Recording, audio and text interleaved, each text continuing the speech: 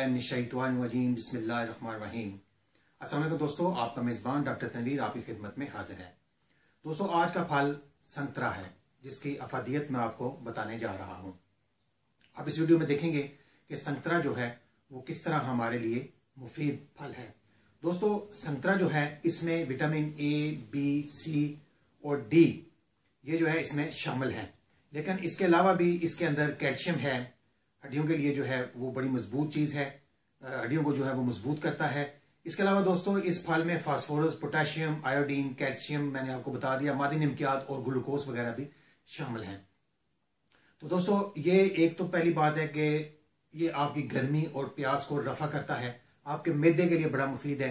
लेकिन आगे चल के मैं आपको बताऊंगा कि ये किस किस चीज़ में जो है वो हमें इससे अफादियत हो सकती है। जैसा कि आप जानते हैं ये तो शादा फलों का जो है उसी का एक हिस्सा है, उसी खानदान से है जैसे लेमन है, और तकरीबन लेमन और इसकी संतरे की जो अफादियत है वो तकरीबन मिलती जुलती है।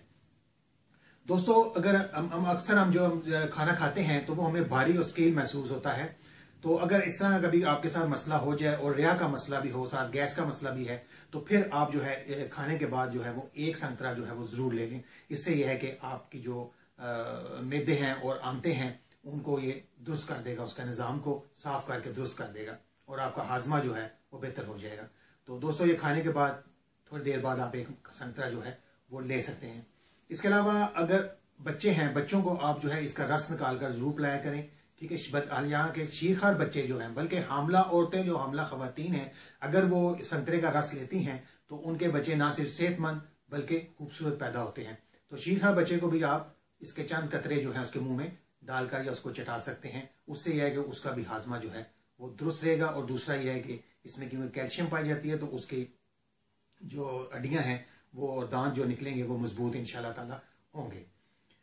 दोस्तों इसके अलावा ये कब्ज कुशा है, ठीक है, आपको कब्ज नहीं होने देगा। इसके अलावा ये बुखार, यरकान में भी जो है वो ये मुफीद है, दिल के अमराज के लिए ये बड़ा ज़बरदस्त है। तो संतरा जो है आप जरूर खाया करें। संतरे की इसकी कई किस्में आगे जाके इसके आ जाती हैं, जैसे माल्टा, किन्नू, मौसमी, ये भी इसी की जो है फल की हैं। तो इसमें से आप जो है वो ले सकते हैं। अच्छा, एक बात याद रखें कि ये तर जो है इसका मजाज है, तो जो बलगमी मजाज के लोग हैं वो इसे इस्तेमाल ना करें। खासतौर पर जो नज़ला, ज़ुकाम, गले और जो फेफड़ों के अमराज में मुब्तला लोग हैं उनका खाना इसके लिए मुनासिब नहीं रहेगा। दोस्तों ये सर्दियों का फल है और आजकल आप अगर देखते हैं तो हर जगह जो है वो आपको जो है वो फल जो है रेडियो पर और दुकानों पर ये फल जो है आपको इजीली जो है वो मिल जाता है। अच्छा दोस्तों, अब हम चलते हैं कि ये जो फल है ये जो खून में कोलेस्ट्रॉल की सतह होती है उसमें ये कमी लाता है, इसलिए ये ब्लड प्रेशर के मरीजों को भी इस्तेमाल करना चाहिए। उससे यह है कि उनका ब्लड प्रेशर कम है। इसके अलावा जो मोटापे का शिकार लोग हैं अगर वो इसका इस्तेमाल करें तो उनका मोटापा कम हो सकता है। लेकिन दोस्तों क्योंकि इसमें कुछ लोगों को मना कर दिया जाता है, जो ऐसी मेडिसिन ले रहे होते हैं, तो डॉक्टर आजाद कहते हैं कि आपने खट्टी चीज़ का इस्तेमाल नहीं करना। लेकिन अगर वो इसके इस्तेमाल को करना चाहें और इसके अफादियत से फ़ायदा उठाना चाहें तो उन्हें चाहिए कि वो जो संतरा है उसके ऊपर काली मिर्च का छिड़काव कर लें और उसके साथ इस्तेमाल करें तो उन्हें इसका फ़ायदा होगा। सॉरी। अच्छा दोस्तों, इसका जो छिलका है, अगर छिलके को आप उतार कर खुश्क कर लें और खुश्क करने के बाद उसका आप पेस्ट बना लें, उस पेस्ट को जो है वो आप अगर उसमें थोड़ा सा पानी डाल के या बालाई का इस्तेमाल करके अगर आप उसको चेहरे पे लैप करें तो आपकी जिल्द जो है उससे खूबसूरत है। वैसे भी अगर आप देखें तो आपकी जिल्द जो है इससे बड़ी खूबसूरत हो सकती है, क्योंकि आप इसका जब रस पियेंगे तो उससे आपकी जिल्द जो है वो इंशाल्लाह ताला चमकदार और खूबसूरत हो जाएगी। इसके अलावा जो उसका छिलके का संतरे का छिलका है उसका अगर सफूफ आप इस्तेमाल करते हैं तो मैदे के लिए भी बड़ा ज़बरदस्त है और आपके मैदे को कुव्वत देगा, अगर मैदा जिनके कमज़ोर हो चुके हैं। इसके अलावा चेहरे पर जो पड़ जाती हैं हमारी झाइयाँ और स्याह दाग पड़ जाते हैं वो भी इससे दूर हो जाएंगे।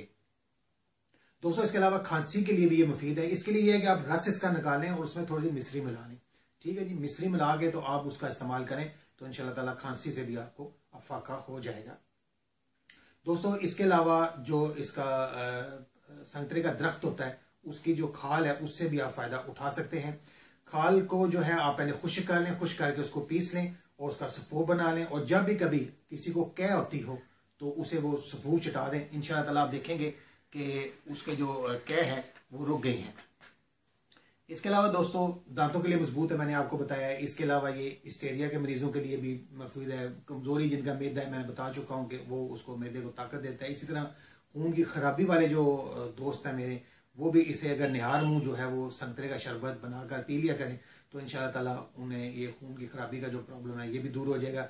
जिल्द के लिए बेहतरीन है, मैंने आपको बता दिया है कि आपकी पूरी जिल्द पर ये असर करता है। सफू बना के भी, और इसका आप जो है वो रस भी निकाल कर पी सकते हैं। इसके अलावा हैजे और इसाल में भी ये जो है मुफीद है। तो इसके अलावा नज़ला ज़ुकाम में आप ले सकते हैं, जैसे मैंने आपको काली मिर्च के साथ इसका इस्तेमाल करें आप, तो इंशाअल्लाह ताला आपको फ़ायदा होगा। तो दोस्तों आपने देखा कि आज का जो हमारा मौजू था वो आपके लिए कितना फ़दीयत है। आप देखा करें इसको, मूवी को, और उसको लाइक किया करें ताकि मुझे पता चले कि आप मेरी देखते तो बहुत सारे लोग हैं लेकिन लाइक जो है वो उस पर कम होते हैं। तो एक बटन ही प्रेस करना होता है और इसको सब्सक्राइब जरूर कर लीजिए ताकि मेरे आने वाली जो वीडियो हैं उनसे भी आप पूरी तरह फायदा उठा सकें। ठीक है दोस्तों, इंशाल्लाह फिर मुलाकात होगी, तब तक के लिए इजाज़त दीजिए। अल्लाह हाफिज़।